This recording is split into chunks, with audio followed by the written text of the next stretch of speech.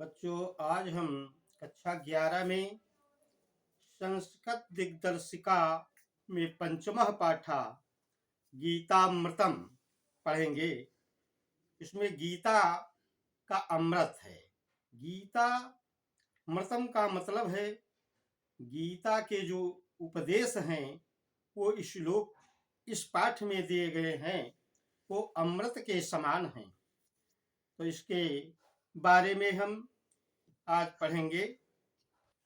गीतामृतम बच्चों, ये गीतामृतम के जो श्लोक हैं ये श्रीमद् भागवत गीता के श्लोक हैं और इसमें बच्चों शोक से युक्त अर्जुन को उपदेश देते हुए भगवान श्री कृष्ण कह रहे हैं कि तम तथा कृपयाविष्टम अश्रुपूर्णाकुलेक्षणम विषेदन्तमिदं वाक्यं उवाच मधुसूदनः। कृपयाविष्टम माने करुणा से परिपूर्ण या व्याप्त, अश्रुपूर्णाकुलेक्षणम आंसुओं से भरे हुए व्याकुल नेत्रों वाले, विषीदंतम माने शोक से युक्त, वाक्यम उवाच वाक्य कहे, किसने? मधुसूदन माने श्री कृष्ण ने। तो तम तथा कृपया विश्वम अश्रुपूर्णाकुलेक्षणम विषेदन्तमिदं वाक्यम उवाच मधुसूदन। तो देखिए बच्चों, उस करुणा से व्याप्त आंसुओं से भरे हुए नेत्रों वाले, किससे? शोक से युक्त अर्जुन से। मधुसूदन माने भगवान श्री कृष्ण ने कहा, क्या कहा? कि क्लैब्यमाश्म गमा पार्थ नये तत्त्वयि उपपद्यते क्षुद्रं दौर्बल्यं त्यक्तोत्तिष्ठ परन्तप। पार्था माने हे प्रथापुत्र। कौन? अर्जुन। क्लैब्यम माने कायरता को, मा माने मत। हे अर्जुन, तू कायरता को मत प्राप्त कर। न तत् उपपद्यते, ऐसा या कायरता को करना तुम में उचित नहीं है। कहने का मतलब तुम कायर न बनो, ये तुम्हारे लिए अर्जुन उचित नहीं है। इसलिए कहते क्षुद्रम दौर्बल्यम, हृदयम दौर्बल्यम माने हृदय की दुर्बलता को, क्षुद्रम माने क्षुद्र, हृदय की इस तुच्छ दुर्बलता को त्यक्त माने त्याग कर, उत्तिष्ठ माने उठो, परंतप माने शत्रुओं को कष्ट पहुंचाने वाले, दुख पहुंचाने वाले हे अर्जुन। तो श्री कृष्ण भगवान युद्ध के लिए प्रेरित करते हुए अर्जुन से कहते हैं कि हे अर्जुन, क्लैब्यम माश्म गमः पार्थम, हे प्रथापुत्र अर्जुन, तुम कायरता को मत प्राप्त हो। नए तत्व उपपद्यते, यह तुम्हें उचित नहीं है। इसलिए क्षुद्रम हृदौर्बल्यम त्यक्तो उत्तिष्ठ परन्तप, हृदय की तुच्छ दुर्बलता को त्याग कर शत्रुओं को दुख पहुंचाने के लिए तुम युद्ध के लिए उठो। ऐसा श्री कृष्ण भगवान ने अर्जुन से कहा। बच्चों, अगला श्लोक देखिए बच्चों। ये श्लोक हमारी संस्कृत दिग्दर्शिका के गीतामृतम पाठ से लिए गए हैं। इस गीतामृतम के जितने ये श्लोक पढ़ रहे हैं हम, वो सब श्रीमद् भागवत गीता के श्लोक हैं। तो देखिए बच्चों, अशोच्यानन् शोचस्त्वं प्रज्ञावादांश्च भाससे, गतासून् नानुशोचन्ति पंडिता। हे अर्जुन, कहते अशोचान न तुम सोचस्तम, जो शोक न करने योग्य है उसके लिए तू शोक करता है। और प्रज्ञावादांश भाष से और बुद्धिमानों के से वचन बोलता है। गतासून अगतासूंस नान सोचंत पंडिता। पंडिता माने ज्ञानी जन। गतासून माने मरे हुए, अगतासूंस माने जीवितों के लिए। ज्ञानी लोग मरे हुए और जीवित लोगों के लिए नान सोचंत, शोक नहीं करते हैं। इसलिए हे अर्जुन, शोक न करने वाले के लिए तू शोक करता है और बुद्धिमानों के से वचन बोलता है। ज्ञानी जन मरे हुए और जीवितों के लिए शोक नहीं करते हैं।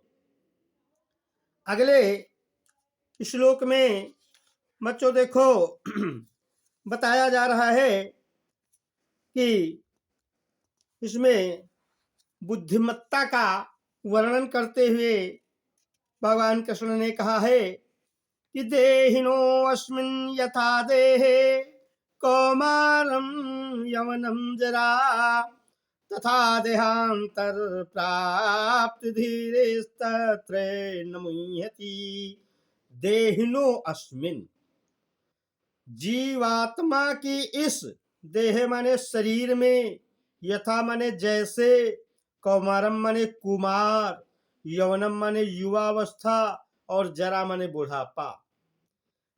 कहने का मतलब जीवात्मा के इस शरीर में जिस प्रकार कुमार अवस्था, युवावस्था और बुढ़ापा प्राप्त होता है, तथा देहांतर प्राप्त धीरेस्तत्र न मुह्यति।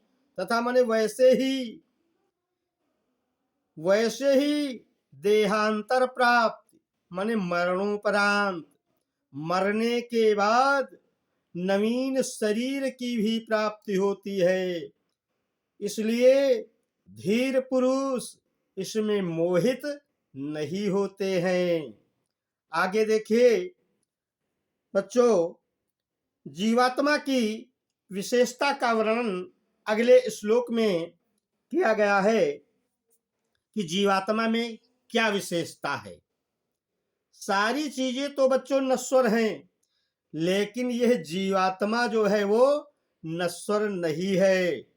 आत्मा अमरः अजरः, केवलम शरीरम ही विनश्यति, केवल शरीर का ही नाश होता है, आत्मा सदैव अमर होती है। इस श्लोक में बताया गया है। कहते कुछ लोग इस आत्मा को क्या मानते हैं, कहते या एनम वेत्ति हंतारम यश्चैनम मन्यते हतम उभौ तो न विजानीतो नायम हंति न हन्यते।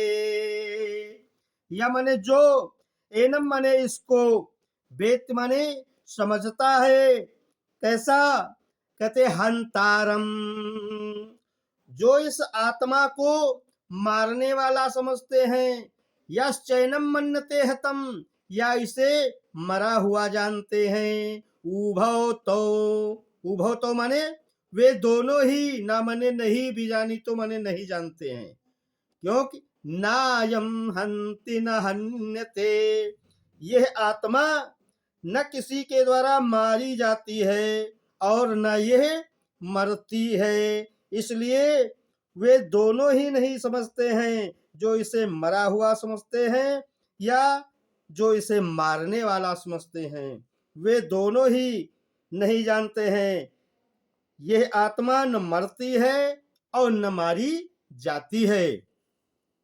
अगले श्लोक में देखिए बच्चों, उसमें भी जीवात्मा की विशेषता के बारे में ही बताया गया है कि जीवात्मा में यह विशेषता है कि जैसे मनुष्य पुराने वस्त्रों का परित्याग कर नवीन वस्त्र धारण करता है, वैसे ही ये जीवात्मा पुराने शरीर को त्याग कर नया शरीर प्राप्त करती है।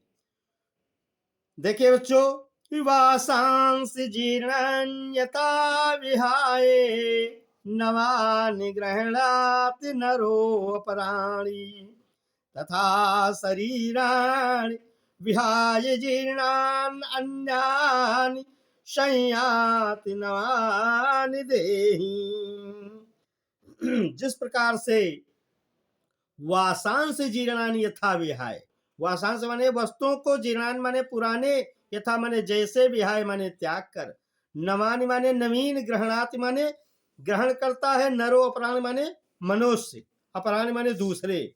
जिस प्रकार मनुष्य पुराने वस्त्रों को त्याग कर नए वस्त्र धारण करता है, ग्रहण करता है, तथा माने वैसे ही शरीराणि विहाय जीर्णानि अन्यानि संयाति नवानि देहि। वैसे ही यह जीवात्मा पुराने शरीर को विहाय माने त्याग कर, जीर्ण माने पुराने शरीर को त्याग कर, अन्यानि संयाति, संयाति माने धारण करती है, नवानि देहि है, नए शरीर को। जिस प्रकार से मनुष्य पुराने वस्त्रों को त्याग कर नवीन वस्त्र धारण करता है, वैसे ही यह जीवात्मा पुराने शरीर को त्याग कर नया शरीर धारण करती है। अगला श्लोक देखिए बच्चों, अगले श्लोक में भी जीवात्मा के ही बारे में बताया गया है कि इस जीवात्मा को कोई काट नहीं सकता है और आग जला नहीं सकती है, तथा जल गीला नहीं कर सकता है और वायु सुखा नहीं सकती है। यह इस आत्मा की विशेषता है। कहते नैनम छिंदति शस्त्राणि नैनम दहति पावकः न चैनम क्लेदयन्तापो न शोषयति मारुतः। देखिए बच्चों, कहते न एनम छिंदति शस्त्राणि, एनम माने इसको, किसको, इस जीवात्मा को, शस्त्राणि न छिंदति, शस्त्र काट नहीं सकते हैं, और न एनम दहति पावकः, और न आग इस जीवात्मा को जला सकती है। न च एनम क्लेदयंत अपो, अप माने जल, और जल इस आत्मा को गीला नहीं कर सकता है, और न शोषयत मारुतः, और वायु इसे सुखा नहीं सकती है। यह जीवात्मा की बच्चों विशेषता है कि शस्त्र इसे काट नहीं सकते, आग इस जीवात्मा को जला नहीं सकती, और जल इसे गीला नहीं कर सकता, तथा वायु इसे सुखा नहीं सकती है। अगले श्लोक में देखिए बच्चों, अनिवार्य विषय के लिए बताया गया है। अनिवार्य विषय क्या है बच्चों?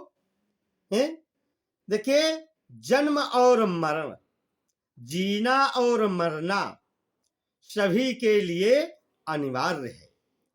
तो ये इस श्लोक में बताया जा रहा है कि जातस्य ही ध्रुवो मृत्यु ध्रुवम जन्म मृत्युस्य चे तस्माद परिहारार्थे न तुम सोचयितुम अर्हसि। श्री कृष्ण भगवान अर्जुन को इस अनिवार्य विषय में बताते हुए कहते हैं कि हे अर्जुन, जातस्य ही ध्रुवो, जातस्य माने पैदा हुए का है, कहते ध्रुव माने निश्चित है, क्या, जन्म, पैदा हुए की मृत्यु निश्चित है, और मृत्यु वाले का जन्म निश्चित है। भगवान कृष्ण कहते हैं अर्जुन, ये तो अनिवार्य विषय है कि जो संसार में पैदा हुआ है उसकी एक दिन मृत्यु निश्चित है, और जिसकी मृत्यु हुई है उसका जन्म निश्चित है।